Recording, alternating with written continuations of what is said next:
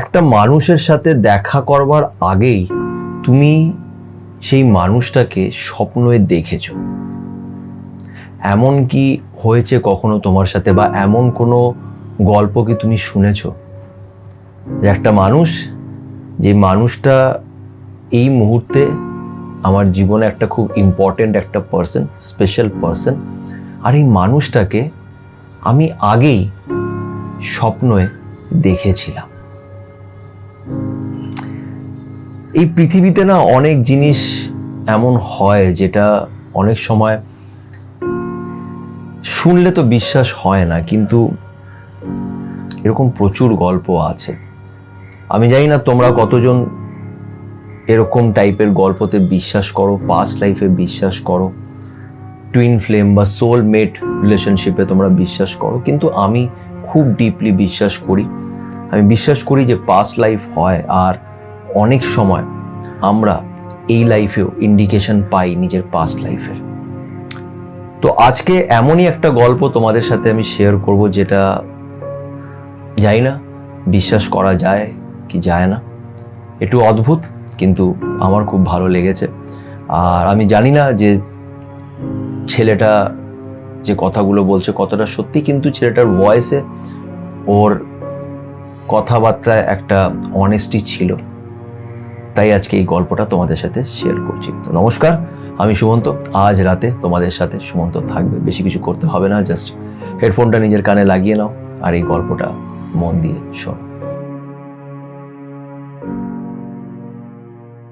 দেখো, এই স্বপ্নের ব্যাপারটা আমি এর আগেও বলেছি যে স্বপ্ন একটা খুব ইম্পর্টেন্ট রোল আমাদের লাইফে কিন্তু প্লে করে, আর ইউনিভার্স অনেক সময় আমাদের সাথে স্বপ্নের মাধ্যমে কমিউনিকেট করে। বিকজ ঘুমের আগে যে ফেজটা থাকে, মানে যখন তোমার খুব ঘুমটা পাচ্ছে, বা সকালে যখন তুমি ঘুম থেকে জাস্ট উঠেছো, এই দুটো এমন একটা সময় না যেখানে আমরা একটু হেলে থাকি। তখন আমাদের সাবকনশিয়াস মাইন্ড, অচেতন মনটা বেশি অ্যাক্টিভ থাকে, আর এই সময় আমরা অনেক সময় অনেক কিছু indication pi. But at the same time আমি এটাও বলবো যে এটা সবার সাথে হয় না। প্রত্যেক মানুষের না একটা রাইট টাইম থাকে, মানে যখন তোমার ইউনিভার্সের সাথে একটা কানেকশন হবে, এটা আমাদের হাতে নেই। এটা কখন হবে, কার সাথে কখন হবে আমরা জানি না, বাট যখন ইউনিভার্সের সাথে তোমার কানেকশন হতে শুরু করবে, তুমি দেখবে তুমি তোমার ইনার ভয়েস, মানে তোমার ভেতরের আওয়াজটাকে তুমি শুনতে পারবে। আমাদের মধ্যে বেশিরভাগ মানুষই নিজের ইনার ভয়েস শুনতে পারে না, নিজের মনের কথাটা বুঝতে পারে না।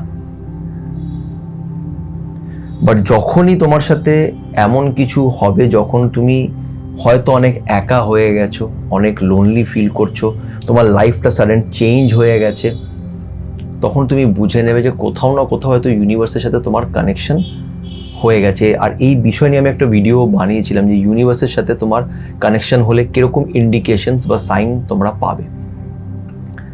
তো ইউনিভার্সের সাথে যখন কানেকশন হয়ে যায় না, তখন লাইফটা একটু অন্যরকমভাবে পাল্টে যায়।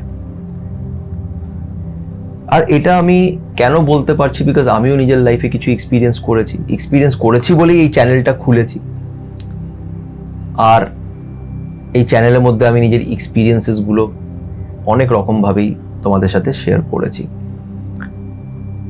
তো যাই হোক, যেটা আমিও রিয়েলাইজ করেছি যে স্বপ্ন একটা খুব ইম্পর্টেন্ট রোল প্লে করে ইউনিভার্সের সাথে কমিউনিকেশনের। এবার ব্যাপারটা হচ্ছে যে অনেক সময় না তোমার লাইফে কিছু এমন কষ্ট আসবে, যে কষ্টটা তোমার লাইফটাকে সম্পূর্ণ চেঞ্জ করে দেবে। তুমি হয়তো তখন ভাবছো যে এত কষ্ট আমি কেন পাচ্ছি, আমার সাথে এত খারাপ কেন হয়, বাট এটা অ্যাকচুয়ালি তোমার ভালোর জন্য। এই কষ্ট তোমাকে জীবনে কিছু এমন জিনিস শিখিয়ে দেবে যেটা তোমার লাইফটাকে পাল্টে দেবে, আর এটা আমি একদম গ্যারেন্টি দিয়ে বলতে পারি। তাই বিশ্বাস রাখতে হবে তার উপরে, ইউনিভার্সের উপরে। আজকের গল্পটাও অনেকটা এরকমই, একটা অদ্ভুত ঘটনা। একটি ছেলে আমাকে কন্ট্যাক্ট করেছিল। ছেলেটি বলল যে 2023-এ ওর একটা খুব বাজে ব্রেকআপ হয়েছে, একটা 3 বছরের সম্পর্ক, কিন্তু খুব গভীর একটা সম্পর্ক ছিল, তারা বিয়ে করারও কথা ভেবেছিল, কিন্তু তারপরে তাদের রিলেশনশিপটা ব্রেক করে। ছেলেটা খুব চেষ্টা করে রিলেশনশিপটাকে ধরে রাখার, আবার মেয়েটাকে নিজের জীবনে ফিরিয়ে আনার সব চেষ্টা করে, কিন্তু শেষমেশ ও হার মেনে নেয়। এই রিলেশনশিপটাকেও বাঁচাতে পারেনি। বললো দাদা এই রিলেশনশিপটা ব্রেকআপ হওয়ার পর আমি নিজের লাইফে এতটা ডাউন চলে গেছি, মানে আমাকে চাকরিও ছাড়তে হয়েছে, আমি কনসেন্ট্রেট করতে পারছিলাম না, আমি নিজের লাইফে আর কনসেন্ট্রেট করতে পারছিলাম না, ফোকাস করতে পারছিলাম না, অনেকটাই ডিপ্রেশনে চলে গেছিলাম। বললো দাদা কারোর সাথে দেখা করতে ইচ্ছে করতো না, কথা বলতে ইচ্ছে করতো না, আর এমন একটা ফেজে চলে গেছিলাম যখন আমি আর কাউকে চাইছিলাম না নিজের জীবনে, মানে যে আমাকে ছেড়ে দিয়ে গেছে আমি তাকেও চাইছিলাম না, আমার ভালোবাসার প্রতি আর কোনো ইচ্ছেই ছিল না, কারোর সাথে কোনো কথা বলা, দেখা করা, ফ্রেন্ডশিপ, এই রিলেশন ওই রিলেশন, আমার কিচ্ছু চাই না, আমি জাস্ট একা থাকতে চাইতাম। দেন আস্তে আস্তে আস্তে আস্তে 6-7 মাস বাদে ও 2024-এ আস্তে আস্তে নিজেকে, যেরকম আমি সবসময় বলি যে কোনো কষ্টই তো পার্মানেন্ট থাকে না, আস্তে আস্তে তুমি বোর হয়ে যাবে, আস্তে আস্তে তুমি সেই কষ্ট থেকে উঠে দাঁড়াবে যদি তোমার মনের ভিতরে সেই চেষ্টাটা থাকে। তো চাইতো যে অনেক হলো, আমি জীবনে একটু এগোতে চাই, জবস ইন্টারভিউ দেওয়া শুরু করলো, এদিক ওদিক নিজের সিভি পাঠালো, শেষমেশ একটা জায়গায় ওর কাজ পেয়ে গেল। যেখানে ও নতুন কাজ পেলো 2024-এ, ও একটা ওরই অফিসে একটা কলিগের সাথে ওর পরিচয়, একটা মেয়ের সাথে। মেয়েটার সাথে ও বেশ ভালোই ওর ফ্রেন্ডশিপ ছিল, মানে ফ্রেন্ডশিপটাও হলো, দুজনে বেশ কথা বলতো, গল্প করতো, আড্ডা দিত। এর মাঝখানে একটা ব্যাপার হয়েছিল, ছেলেটা আমাকে বললো যে দাদা এই মেয়েটার সাথে দেখা করবার আগেই আমি যখন নিজের ওই এক্স গার্লফ্রেন্ডকে নিয়ে যখন খুব ডিস্টার্ব ছিলাম, যখন আমি খুব লোনলি ফিল করতাম, যখন আমার কারোর সাথে কথা বলতে ভালো লাগতো না, যখন আমি প্রচণ্ড ডিপ্রেশনে ছিলাম, ওই সময় আমি অনেক সময় একটা স্বপ্ন দেখতাম। তো স্বপ্ন দেখতাম যে আমি ওকে নিজের কাছে ডেকে আনছি, মানে ও আমাকে ছেড়ে চলে যাচ্ছে, তো আমি ওকে বোঝাচ্ছি, মানাচ্ছি, ওকে বলছি যে তুই প্লিজ আমার জীবনে চলে আয়, কেন ওকে ছাড়া আমি থাকতে পারছিলাম না, খুব কষ্ট হচ্ছিল। তো স্বাভাবিক, আমরা যখন কোনো জিনিস কষ্ট পাই সেটা নিয়ে সারাদিন ভাবি, তো ঘুমের পরেও আমরা সেটা নিয়ে স্বপ্নও দেখি, এটা খুব স্বাভাবিক ব্যাপার। বলে দাদা একদিন সকালবেলায়, মানে আমার মনে আছে আমি ঘুম থেকে উঠে গেছিলাম, বাট তাও হয়তো কোথাও না কোথাও মানে ঘুমের ঘরে ছিলাম বা কি, আমি একটা স্বপ্ন দেখলাম।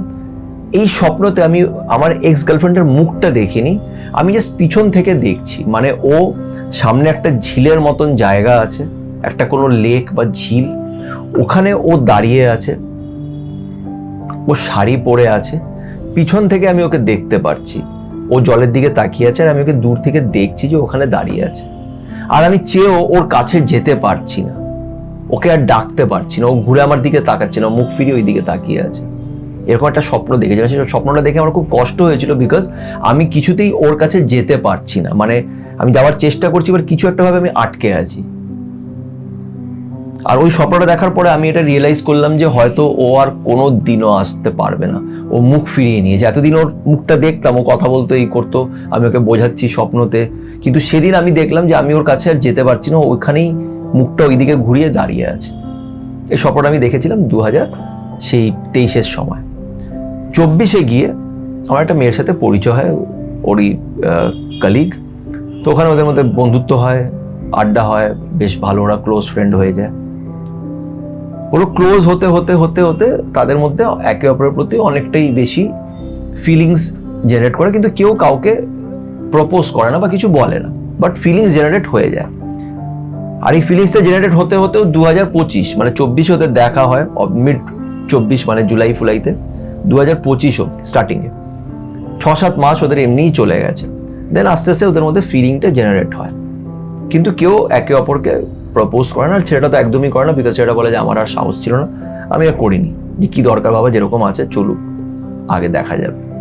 কিন্তু লাইফে ছেলেটা এবার অনেক আগের থেকে অনেক বেটার হয়ে গেছে, খুশি, ওর সাথে গল্প করছে, একটা ফ্রেন্ড পেয়েছে, তো লাইফটা ভালো কাটতে শুরু করেছে। বলে একদিন ওদের অফিসে একটা কোনো কিছু প্রোগ্রাম ছিল বা কিছু একটা ছিল, যার জন্য ছেলেরা কুর্তা পায়জামা পরে গেছিল আর মেয়েরা শাড়ি পরে এসেছিল। বললো দাদা আমাদের অফিসের ওখানে একটা ঝিল পাড়ের মতন জায়গা আছে,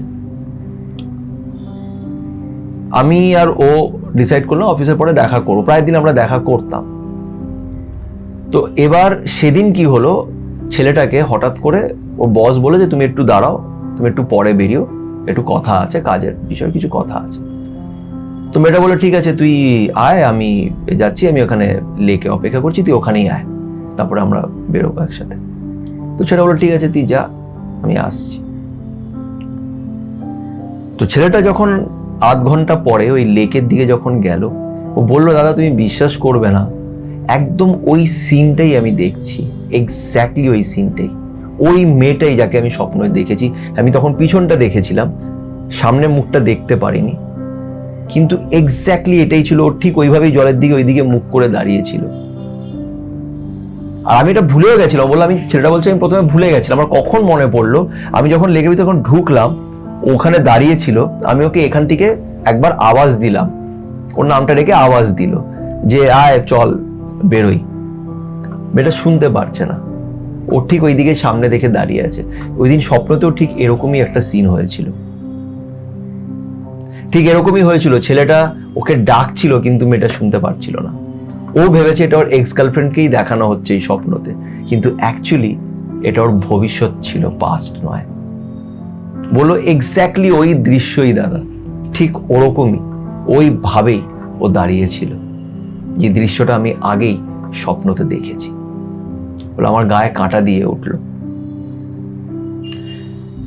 যাই হোক, এরপরে মেয়েটা গিয়েই ছেলেটাকে প্রপোজ করলো। আর ছেলেটা আমার একটা এরকম পাস্ট লাইফ নিয়ে ভিডিও দেখেছে, টুইন ফ্লেম নিয়ে ওর প্রশ্ন ছিল যে তোমার কি মনে হয় আমরা কি কোনো টুইন ফ্লেম বা সোলমেট রিলেশনশিপে আছি, বিকজ মেয়েটা পরে গিয়ে ছেলেটাকে প্রপোজ করেছে, পরে রিলেশনশিপেও গেছে, তারা ভালো আছে, কিন্তু জানতে চায় যে এটা কি কোনো টুইন ফ্লেম কানেকশন না সোলমেট। তো এই বিষয় নিয়েও আমাকে ফোনটা করেছিল, তখনই ওই গল্পটা আমাকেও বললো। তো আমার এই গল্পটা খুব ভালো লাগলো। তো আজকে এই গল্পের মাধ্যমে একটা কথাই বলতে চাই তোমাদের, সেটা হচ্ছে যে দেখো, ইউনিভার্স তোমাদের জন্য বেস্ট প্ল্যান করে রেখেছে, যেটা হচ্ছে সেটা তো তোমার হাতে সব কিছু নেই, তো তুমি সেটাকে কন্ট্রোল করতে পারবে না। যে যাচ্ছে তাকে যেতে দাও, পজিটিভ থাকো, নিজের সাথে লড়াই করো, এগিয়ে যাও, নিজেকে আবার তুলে ধরো, ওঠার চেষ্টা করো। লাইফ আগে তোমাকে অনেক সারপ্রাইজেস দেবে, লাইফে ম্যাজিক হয়, বিশ্বাস রেখে এগিয়ে যাও। এরকম অনেক গল্প আছে যেগুলো সত্যি অনেক মোটিভেশন দেয়, অনেক পজিটিভিটি দেয়। তো এটাই বলবো যে পজিটিভ থাকো আর ডিমোটিভেট হয়েও না, এইভাবে হার মেনে নিও না। জীবন অনেক সুন্দর, লাইফ অনেক সুন্দর, আগে অনেক সারপ্রাইজেস তোমার অপেক্ষা করছে। আশা করছি গল্পটা তোমাদের ভালো লেগে থাকবে। যদি ভালো লেগে থাকে তো প্লিজ একটু লাইক করো এবং আমার চ্যানেলের সাথে সুমন্তকে একটু সাবস্ক্রাইব করে দিও। সবাই ভালো থেকো।